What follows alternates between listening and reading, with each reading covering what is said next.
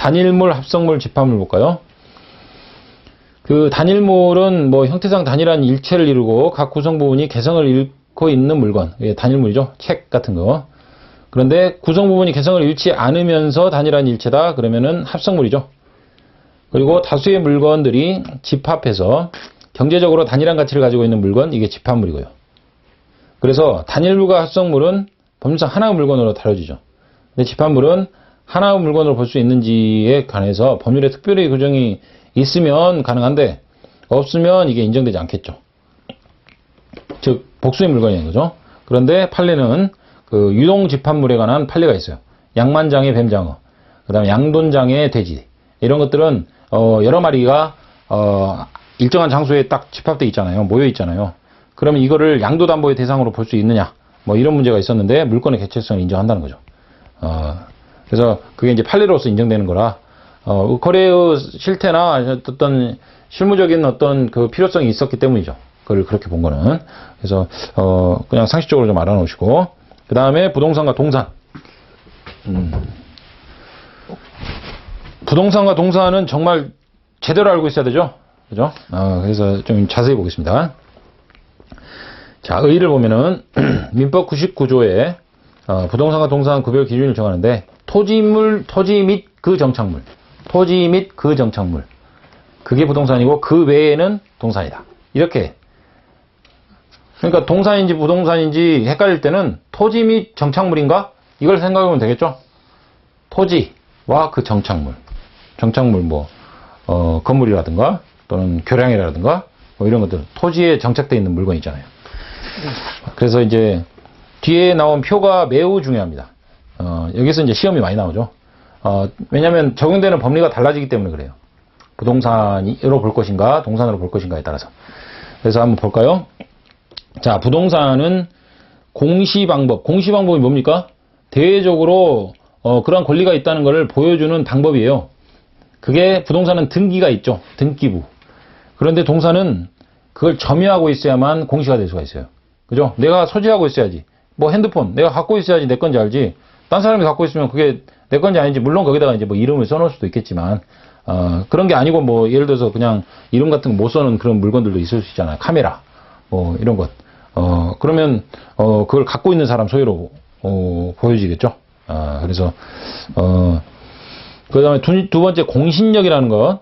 등기의 공신력이 인정되지 않는다. 그래서 진정한 권리자가 우선이라는 거예요. 등기는 공시 방법이지만 공신력은 인정되지 않는다는 것. 근데 동산은 점유의 공신력을 인정해요. 그래서 선의취득이 인정되는 거예요.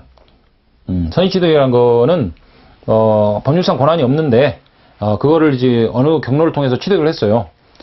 그러면 일단 그 사람 소유로 봐준다는 거예요. 왜냐하면 뭐 이름표 써놓는 거 아니잖아요. 그러니까 일단 갖고 있는 사람 소유로 보고 나머지 이해관계는 또 예외적인 규정으로 처리를 하겠다 이런 거죠. 대가를 뭐 지급한다든가 뭐 이런 걸로. 그리고 상린관계 규정 적용. 이 상린관계라는 게 한자를 보면은 서로 이웃한다는 그런 얘기예요. 그러니까 이웃들 간에 어떤 권리 법률 관계가 있을 수 있잖아요. 그러면 그 관계 규정을 어떻게 적용할 것인가. 부동산은 서로 이웃하고 있겠죠. 한정된 자원 아닙니까?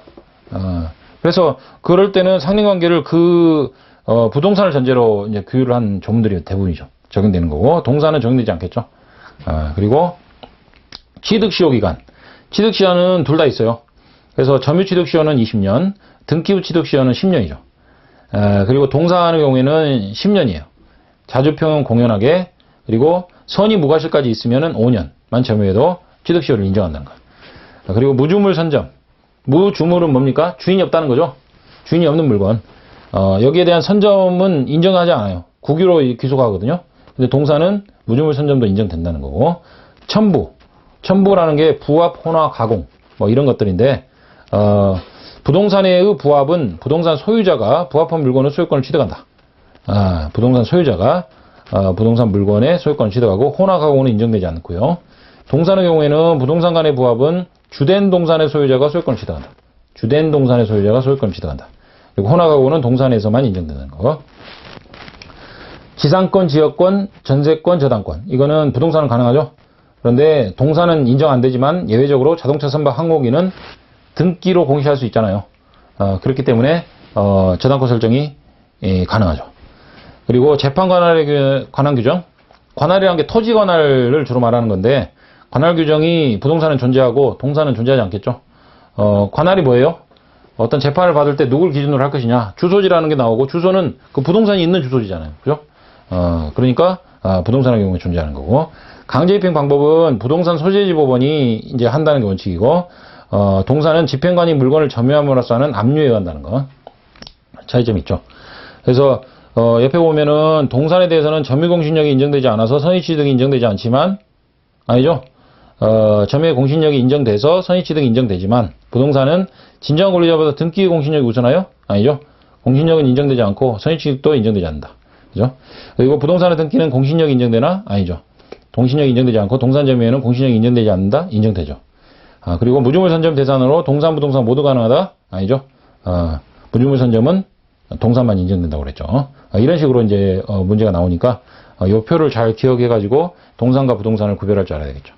자, 부동산을 보시면 토지와 토지 정착물 두 가지를 인정하는데 여기에서 토지, 일정한 범위의 토지, 토지라는 게 있는데 이 집 표면만을 의미합니까? 토지도 그 지상이 있고 지하가 있잖아요. 그죠?